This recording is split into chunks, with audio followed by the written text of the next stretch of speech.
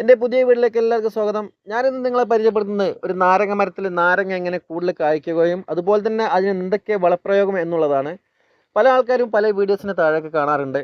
നമ്മളെ വീട്ടിലൊക്കെ നാരങ്ങ ഉണ്ടായിട്ട് നാരങ്ങ കായ്ക്കുന്നില്ല, അതുപോലെ നാരങ്ങ കായ്ക്കാൻ എന്തെങ്കിലും വളപ്രയോഗം ഉണ്ടോ, എന്തെങ്കിലും അതിനുള്ളൊരു പരിഹാര മാർഗ്ഗം ഉണ്ടോ എന്നൊക്കെ പല ആളുകളും ചോദിക്കാറുണ്ട്. അങ്ങനെയുള്ള ആളുകൾക്കുള്ള ഒരു നല്ലൊരു വീഡിയോ തന്നെ ആയിരിക്കും ഇത്. അപ്പോൾ വീഡിയോ മുഴുവനായിട്ട് എല്ലാവരും കാണാൻ ശ്രമിക്കുക, സ്കിപ്പ് ചെയ്യാതെ തന്നെ കണ്ടോളൂ. കാരണം ഇങ്ങനെയുള്ള ആളുകൾക്ക് നല്ലൊരു ഉപകാരപ്രദമായിട്ടുള്ളൊരു വീഡിയോ തന്നെയാണെന്നാണ് എൻ്റെ ഒരു തോന്നൽ. അപ്പോൾ നമുക്ക് വീഡിയോയിലേക്ക് പോകുന്നതിന് മുന്നേ എൻ്റെ ചാനൽ സബ്സ്ക്രൈബ് ചെയ്യാത്തതുണ്ടെങ്കിൽ ചാനൽ സബ്സ്ക്രൈബ് ചെയ്യുക. കൂടാതെ തന്നെ തൊട്ടടുത്തുള്ള ബെൽ ബട്ടൺ കൂടി അമർത്തി കഴിഞ്ഞാൽ ഇതുപോലത്തെ വീഡിയോസൊക്കെ നിങ്ങളുടെ മുമ്പിൽ ലഭ്യമാകുന്നതാണ്. അപ്പോൾ ഇനി നമുക്ക് വീട്ടിലേക്ക് പോവാം. നമ്മളെ വീട്ടിലൊക്കെ എല്ലാവർക്കും ഇഷ്ടപ്പെടുന്ന ഒരു ഇനമാണ് നാരങ്ങ. എല്ലാവർക്കും ആവശ്യമുള്ള ഒരു സാധനം കൂടിയാണ് ഈ നാരങ്ങ. വെള്ളം കുടിക്കാനും വെള്ളം ഉണ്ടാക്കി കുടിക്കാനും അതുപോലെ തന്നെ ഭക്ഷണത്തിലൊക്കെ ചേർക്കാൻ നമ്മൾ കൂടുതലായിട്ടും ഈ നാരങ്ങ ഉപയോഗിക്കാറുണ്ട്. അതുകൊണ്ട് ഒരു വീട്ടിൽ ഒരു നാരങ്ങ ചെടിയെങ്കിലും എല്ലാവരും വെച്ച് പിടിപ്പിക്കാൻ ശ്രമിക്കുക. കാരണം ഫ്രഷ് നാരങ്ങ അല്ലെങ്കിൽ വിഷം ചേർക്കാത്ത നാരങ്ങ, നമ്മളെ വീട്ടുമുറ്റത്തൊക്കെ ഒരു നാരങ്ങ മരത്തിൽ നിന്ന് ഒരു നാരങ്ങ പറിച്ച് അത് നമുക്ക് ഉപയോഗിക്കുമ്പോൾ അതിൻ്റെ സന്തോഷം വേറെ തന്നെയാണ്. നാരങ്ങ എന്ന് പറയുമ്പോൾ നമുക്ക് രണ്ട് രീതിയിൽ ഉണ്ടാക്കിയെടുക്കാൻ സാധിക്കും. ഒന്ന് വിത്ത് മുളപ്പിച്ചിട്ട് നമുക്ക് നാരങ്ങ ഉണ്ടാക്കാൻ പറ്റും. മറ്റൊന്ന് കമ്പുകളൊക്കെ ഒടിച്ച് കുത്തി നമുക്ക് നാരങ്ങ ഉണ്ടാക്കാനും സാധിക്കും. ഒടിച്ചുത്തി നാരങ്ങ എന്നൊക്കെ പറഞ്ഞിട്ടുണ്ടെങ്കിൽ നിങ്ങൾക്ക് പണ്ട് കാലത്തൊക്കെ ആൾക്കാർ പറഞ്ഞു കേൾക്കും ഒടിച്ചുത്തി നാരങ്ങ എന്ന്. ഇതൊക്കെ ഇപ്പോൾ നമ്മളിപ്പോൾ ഈ കാണിക്കുന്ന ഒടിച്ചുത്തി നാരങ്ങയിൽ പെട്ടുള്ള ഒരു ഐറ്റമാണ്. അപ്പോൾ ഈ നാരങ്ങയ്ക്ക് ഒരു പ്രത്യേകത എന്ന് വെച്ചിട്ടുണ്ടെങ്കിൽ ഇതിൻ്റെ ഉള്ളിൽ നീര് നല്ല കൂടുതലായിരിക്കും. മറ്റുള്ള നാരങ്ങയേക്കാൾ കൂടുതലായിട്ട് ഇതിന് നീരുകൾ കൂടുതൽ കാണാൻ സാധിക്കുന്നതാണ്. വളരെ കൂടുതൽ വളർന്ന് പന്തലിക്കാൻ ഈ നാരങ്ങ മരത്തിന് സാധ്യതയുണ്ട്. അതുപോലെ തന്നെ ഇതിൻ്റെ നാരങ്ങയുടെ നാരങ്ങ നല്ല അത്യാവശ്യം നല്ല വലുപ്പത്തിലുള്ള നാരങ്ങ തന്നെ ഇതിൽ നമുക്ക് കാണാൻ കഴിയുന്നത്.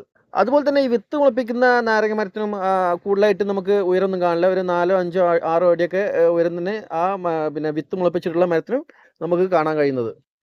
ഈ ഇനം നാരങ്ങകളൊക്കെ 2 വർഷത്തിനുള്ളിൽ തന്നെ നല്ലോണം കായ്ക്കാനും അതുപോലെ തന്നെ ആ കായ്ച്ച നാരങ്ങളൊക്കെ നല്ല വലുപ്പത്തിൽ തന്നെ നമുക്ക് കാണാനും സാധിക്കുന്നതാണ്. ഒരു 4-5 വർഷം കഴിയുമ്പോഴേക്കിനും മരത്തിൽ തന്നെ മൊത്തത്തിൽ എല്ലാ ഭാഗത്തും തന്നെ നാരങ്ങൾ കൂടുതലായിട്ട് നമുക്ക് വളർന്ന് വലുതായിട്ട് വരാൻ അങ്ങനെ വരുന്നതായിട്ട് നമുക്ക് കാണാനും സാധിക്കുന്നതാണ്. പല ആളുകളും ഈ നാരങ്ങ മരമൊക്കെ വെച്ച് കഴിഞ്ഞിട്ടുണ്ടെങ്കിലാണ് അതിന് വളങ്ങളൊന്നും കൊടുക്കാറില്ല. നമ്മൾ ഈ ചെടികളൊക്കെ വെച്ച് കഴിഞ്ഞിട്ടുണ്ടെങ്കിൽ ശരിക്കും അതിന് നല്ല വളപ്രയോഗം കൊടുത്താൽ തന്നെ ഇതുപോലെ നല്ല വണ്ണം നാരങ്ങ മരം വലുതാവുകയും അതുപോലെ തന്നെ നാരങ്ങ കൂടുതലായിട്ട് നമുക്ക് മരത്തിൽ കാണാൻ സാധിക്കുകയും ചെയ്യുന്നത്. ചില ആളുകൾക്ക് വളം കൊടുക്കുന്നുണ്ടല്ലോ, എന്താണ് ഇത് പൂക്കാത്തത്, അതുപോലെ തന്നെ കായ വരാത്തതെന്നൊക്കെയുള്ള ചോദ്യങ്ങൾ വരാറുണ്ട്. നിങ്ങൾ ഈ ചാണകം മാത്രമായിട്ട് വളമായിട്ട് കൊടുക്കരുത്. ഇതിന് പൊട്ടാഷ്, അതുപോലെ തന്നെ ഫോസ്ഫറസ്, അതുപോലെ NPK മുതലായ വളങ്ങളും കൂടി ചേർത്ത് കൊടുത്താൽ ഈ മരങ്ങളൊക്കെ നല്ല വളർന്നു വരികയും അതുപോലെ തന്നെ നല്ലവണ്ണം കായ വരാനും സാധ്യതയുള്ളൂ. മറ്റുള്ള ചെടികൾക്കിടയിലും കൊണ്ടൊന്നും ഈ നാരങ്ങ മരം ഒന്നും വെച്ച് പിടിപ്പിക്കരുത്. കാരണം മറ്റുള്ള ചെടികളുടെ തണൽ കാരണം ഇതിന് വളരാൻ സാധ്യത വളരെ കുറവാണ്. അതുകൊണ്ട് നമ്മൾ ശ്രദ്ധിക്കേണ്ട കാര്യം, വെയിൽ നല്ലവണ്ണം വരുന്ന സ്ഥലത്ത് തന്നെ കൊണ്ടുപോയിട്ട് ഈ നാരങ്ങ മരം കൊണ്ട് വെക്കുക. വെയിൽ നല്ലവണ്ണമുള്ള സ്ഥലത്ത് കൊണ്ട് വെച്ചാൽ തന്നെ ഇത് നല്ലവണ്ണം പൂക്കാനും അതുപോലെ തന്നെ നല്ല കായ വരാനും സാധ്യതയുള്ളൂ. നമ്മൾ ഈ വളം കൊടുക്കുന്നതിന് വേണ്ടി ആദ്യം നമ്മൾ ഇതിൻ്റെ മരത്തിന് താഴെ നല്ലവണ്ണം ചാണകപ്പൊടി ആദ്യം കൊടുക്കുക. പിന്നീട് കായ വരുന്ന സമയത്ത് നമ്മൾ ഈ പൊട്ടാഷ്യൻ്റെ ഒക്കെ അളവ് നല്ലവണ്ണം കൂട്ടി കൊടുക്കുക. 6 മാസമൊക്കെ കൂടുമ്പോൾ നമ്മൾ ഈ വളം കൊടുക്കാൻ നല്ലവണ്ണം ശ്രദ്ധിക്കേണ്ടതാണ്. ഈ ചാണകപ്പൊടി പോലെ തന്നെ നമ്മൾ ഈ ആട്ടിൻ കാഷ്ടങ്ങളൊക്കെ നമ്മൾ പിന്നെ നമ്മൾ ഈ ചാണകപ്പൊടിയൊക്കെ ഇടുന്നതിൻ്റെ കൂടെ തന്നെ ഈ ആട്ടിൻ കാഷ്ടങ്ങളൊക്കെ കിട്ടി കഴിഞ്ഞാൽ ഏറ്റവും ബെറ്റർ അതാണ്. ആട്ടിൻ കാഷ്ടങ്ങൾ കാരണം നല്ല വളമാണ്. ഈ ഈ മരങ്ങൾക്കൊക്കെ നല്ല കായ വരാനും നല്ല പൂക്കാനൊക്കെ ഏറ്റവും ബെസ്റ്റ് ആട്ടിൻ കാഷ്ടം കൂടിയാണ്. അപ്പോൾ അങ്ങനെ കിട്ടുമ്പോൾ അതും കൂടി ചെയ്ത് കൊടുക്കുക.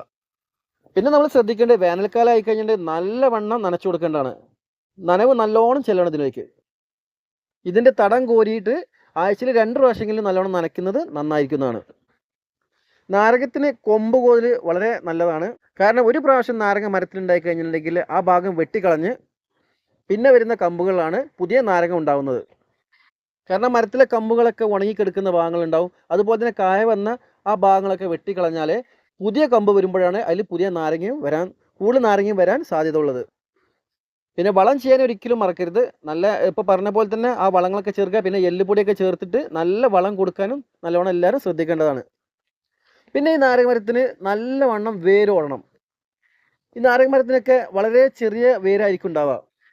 അപ്പോൾ വേരോടാൻ വേണ്ടിയിട്ട് നമ്മൾ നല്ലവണ്ണം ഇളക്കി കൊടുത്തിട്ട് മണ്ണ് ഇളക്കി കൊടുത്തിട്ട് അതിൽ ചകിരിച്ചോറ് അതുപോലെ ഈ ആട്ടിൻ കഷ്ണങ്ങളൊക്കെ ഇട്ടിട്ട് ഈ എല്ലുപൊടിയൊക്കെ ഇട്ടിട്ട് നല്ല വളം ചേർക്കുക.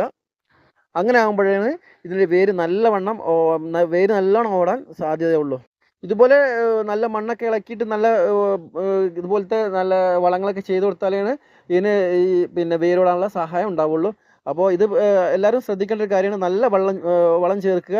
പിന്നെ നല്ല വേനൽക്കാലത്ത് നല്ല വെള്ളം കൊടുത്തിട്ട് നല്ല ഒരുപാട് വെള്ളം ഒഴിച്ചു കൊടുക്കുക.